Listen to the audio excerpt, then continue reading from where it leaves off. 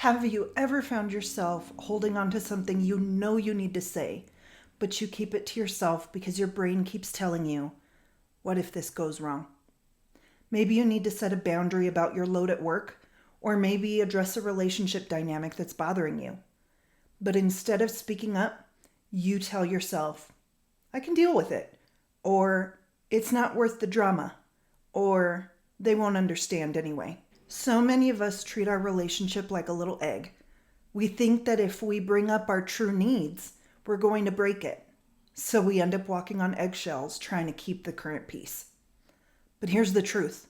By staying quiet, you're actually slowly destroying this situation from the inside out. If we haven't met before, my name is Christina Solis, and I help women find their words, feel heard, and step into their power.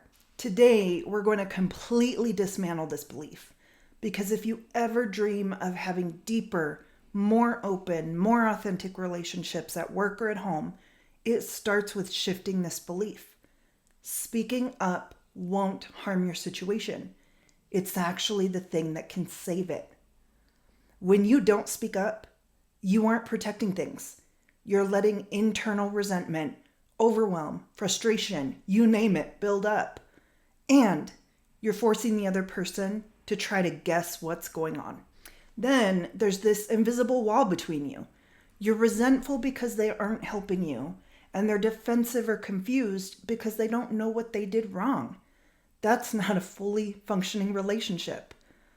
Clear communication actually brings a sense of relief to both sides. Most people, even that difficult manager or your least favorite family member, actually prefer it when you're direct and when you clearly state what you need. You pull back the curtain and you take the guesswork out of the room. Instead of trying to read each other's minds, you can finally come together. It moves the dynamic from me versus you to us versus the problem. In my last video, I shared a medical situation I was in. For months, I had been developing numbness in my hands and feet, and it just kept getting worse. I was told that I was going to have to wait 6 weeks to be seen by a specialist. In theory, it wasn't a huge deal, but then I started having trouble standing up long enough to take a shower. I chose to be assertive, and I went into the ER knowing what I needed. I didn't drop hints hoping that my doctor would guess how bad I was getting. I was clear on what was going on. And because I was clear, the medical team didn't have to guess. The ER doctor looked at the facts, he ordered my MRI, and I got the care I needed. They had no clue how desperate my situation was until I became assertive. Instead of waiting for 6 weeks, I got the surgery I needed 2 days later. When you speak up, you give the other person the roadmap on how to love, support, or work with you. You aren't creating a conflict. You can actually create cohesiveness. So how do we actually do this without it turning into a confrontation? How do we speak up in a way that builds a bridge instead of throwing a bomb at it?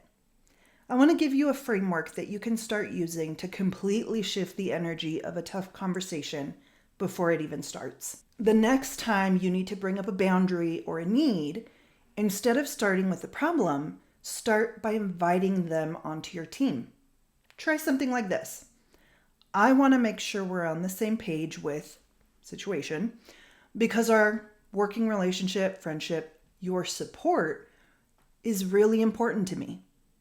You're starting out with the positive. I value this relationship. That immediately lowers their defenses.